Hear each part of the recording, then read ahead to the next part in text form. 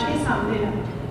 तो आज मैं आप सबके सामने एकदम करंट टॉपिक पे चर्चा करना चाहूँगी, जिसमें चाहे हम वैदिक एस्ट्रोलॉजी से प्रेडिक्शन करें या हम लाल किताब से करें या हम नाड़ी से करें, केपी से करें, पर वो प्रेडिक्टिव एस्ट्रोलॉजी के इस पार्ट को कभी भी नज़रअंदाज नहीं कर सकते।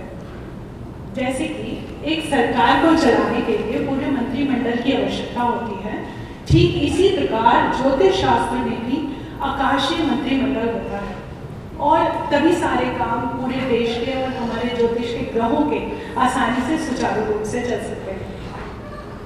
चैत्र मास की शुक्ल पक्ष की प्रतिपदा के दिन जो दिन का स्वामी होता है उसको हम वर्ष का राजा कहते हैं और उनका काम होता है पूरे साल हमारे जितने भी ग्रह हैं उनको अच्छे से संचालित करने का।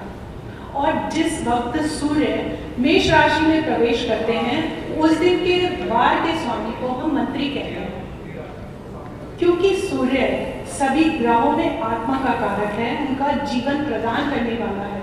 तो जब सूर्य का विभिन्न राशियों में एंटर करते हैं उस दिन के आधार पर हम उनको उन राशियों के आधार पर अलग अलग हम मंत्रालय देते हैं, जैसे कि डिफेंस मिनिस्ट्री है या फिर कोई अदर मंत्रालय उनको दिए जाते हैं। अब हम बात करते हैं इसकी गणना के पार्ट पर, पर गणना के पार्ट पर बात करने से पहले हम इसके नाम पे बात करेंगे। जैसा कि आप सभी जानते हैं कि हमारा नाम हमारी पर्सनैलिटी को रिफ्लेक्ट करता है, हमें इन्फ्लुएंस करता है। ठीक इसी प्रकार हर वर्ष का एक नाम होता है। हमारे जितने पुराने ऋषि मुनि थे उन्होंने 60 नामों की एक हमें लिस्ट दी है जो विजय से शुरू होती है और नंदन पर समाप्त होती है। बृहस्पति हर वर्ष जब राशि में एंटर करते हैं चैत्र माह में, वो जिस राशि में गोचर करते हैं उस आधार पर हम वर्ष का नाम रखते हैं। और इस प्रकार इस वर्ष 2078 का नाम हुआ राक्षस और होना चाहिए था आनंद।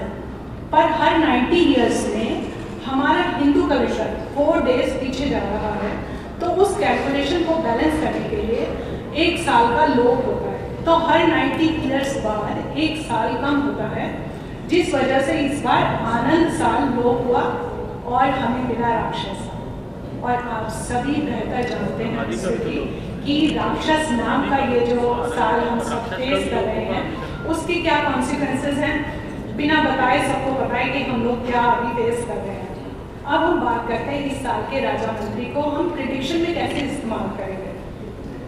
14 अप्रैल को 13 अप्रैल को मंगलवार के दिन सूर्य मंगलवार के दिन एंटर कर रहे हैं, तो इसीलिए मंगल देव बने हमारे इस वर्ष के राजा। और मंगलवार के दिन ही सूर्य मेष राशि में एंटर कर रहे हैं तो बने वो मंत्री।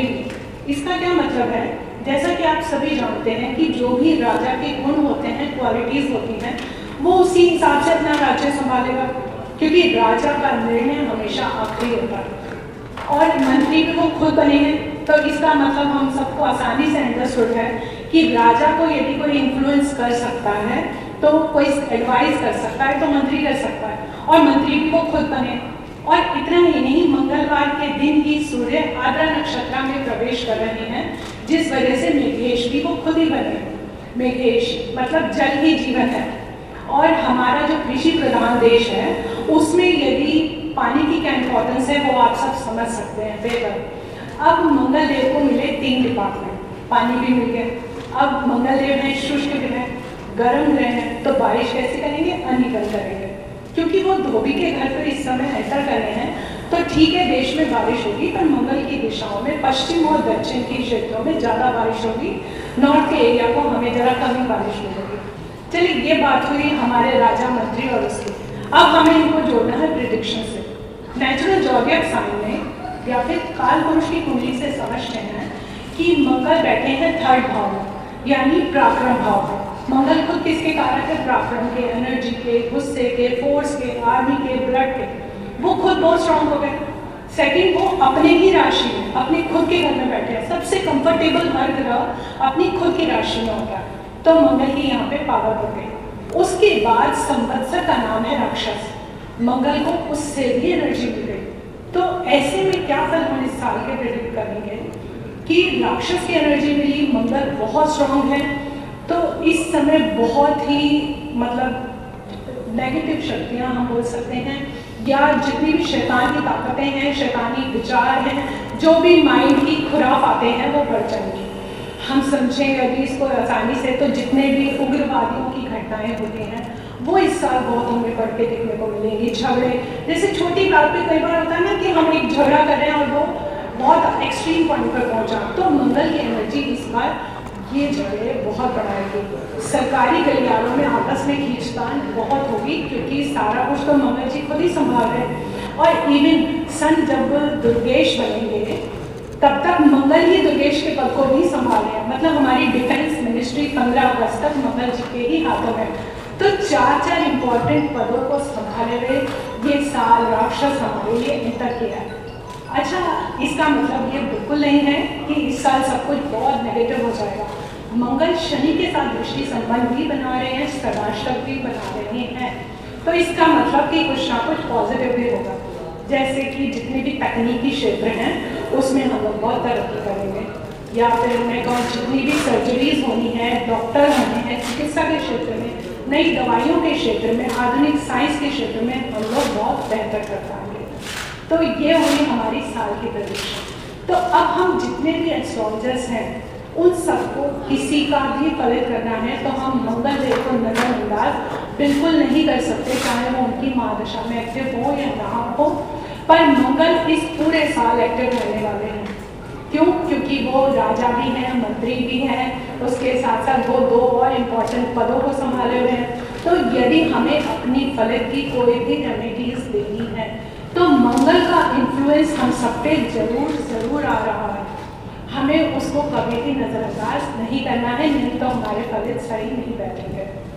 अब मैं अपनी बात का समापन टिप ऑफ द ईयर से भी कर सकती हूँ कि हमें अब ध्यान क्या रखना है। जैसा कि आप सभी बेहतर से जानते हैं कि एस्ट्रोलॉजी एक लाइफ मैप, वो हमें ये सिखाता है कि खाली टोने तोड़ के एस्ट्रोलॉजी नहीं है। जब हमने देख लिया कि हम पर इस तरह का क्रूअल इफेक्ट आ रहा है तो क्यों ना हम अपने आप को प्रोटेक्ट करें। उस प्रोटेक्शन का सबसे पहली रेमेडी यही है कि मंगल भाई का कारक है।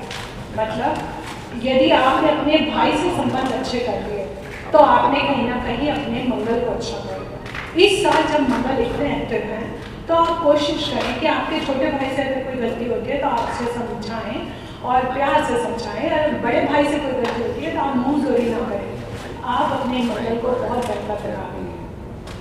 मेरी दूसरी टिप है, आप अपने घर के दक्षिण दिशा में एक नीम का पेड़ लगाएं।